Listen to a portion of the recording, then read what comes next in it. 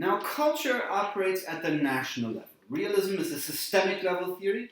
Liberalism works both at the systemic and the national level. But culture is a national state level explanation. It differentiates one country from another country.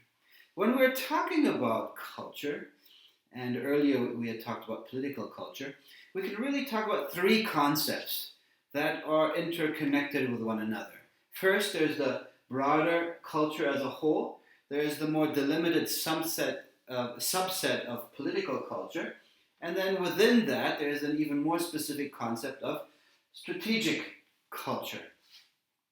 Now, when we talk about culture as a whole, we're talking about those norms and values and rituals and beliefs that characterize cultural attitudes across a wide range of activities and phenomena in the economic realm, social realm, political realm, religious realm. For instance, in Pakistan, when you go to a funeral, you're expected to show your sadness. You're expected to show your emotional connection with the person who lost a loved one. This shows that you really care about them, that you're invested. It honors them. In many Western countries like Germany or America, at funerals, however, one is expected to be quiet and solemn and respectful. It would be disrespectful to show one's emotions. It would be strange, a bit odd. These are two cultural differences. Now, when we're talking about political culture, we're not talking about all the whole realm of different kinds of behavior in society. We're talking about those norms and beliefs and values that pertain to the political world. So that will be a more delimited subset of people who are actively involved in politics. And political culture refers to those norms and values that influence politics. And when we talk about strategic culture, we're really talking about something that specifically is relevant for foreign policy decision making. Strategic culture refers to those norms and beliefs that have a direct impact on decisions related to national security or the military. It's related to foreign policy.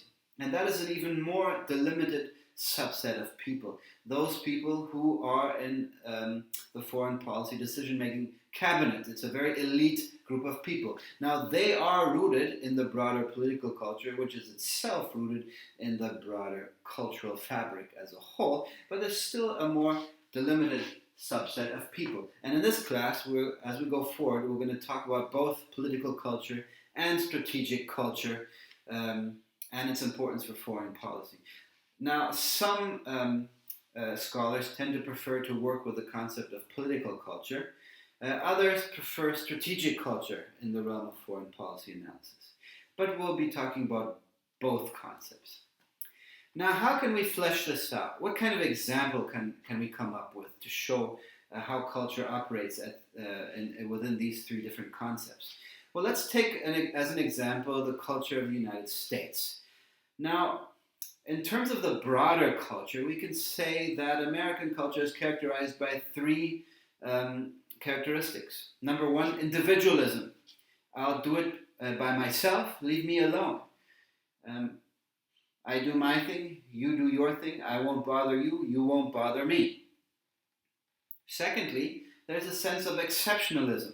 We are special, we Americans. In America, anything is possible. You can work your way up from being a dishwasher to a millionaire, rags to riches. Now, to what extent that's true, that's a different story, but it's part of the belief framework that Americans grow up with. And thirdly, American culture is very much intertwined with violence or self-protection.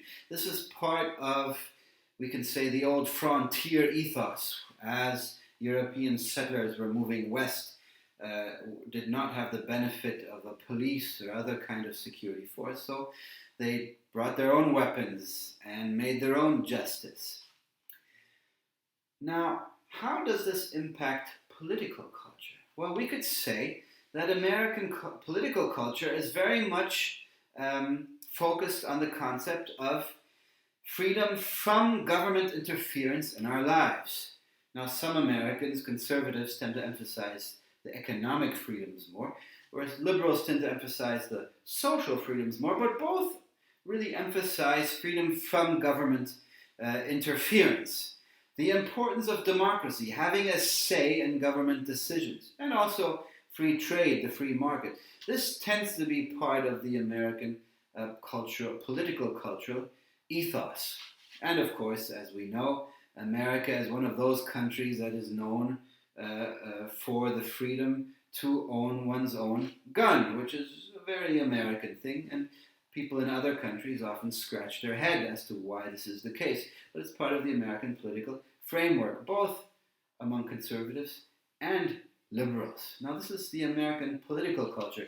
How can this make an impact on the strategic culture? Well, we could say that American foreign policy decision-making is very much characterized by putting importance on democracy promotion.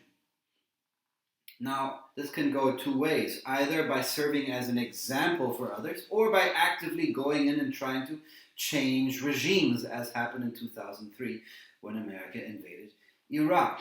Democratization is part of the strategic culture of America. There's also a hesitancy to join international institutions unless America can dominate them because of this individualistic culture. We want to do things on our own terms, by ourselves. We don't want to be bothered by others. Furthermore, American strategic culture is not averse to engaging in military conflict, military engagements outside of its own territory, even to the point of overextension. So in that sense, we could make a connection between the broader cultural fabric of American society to its political culture and then on to its strategic culture. Now, I've engaged in a little bit of stereotyping just to illustrate to you how these concepts interconnect with one another.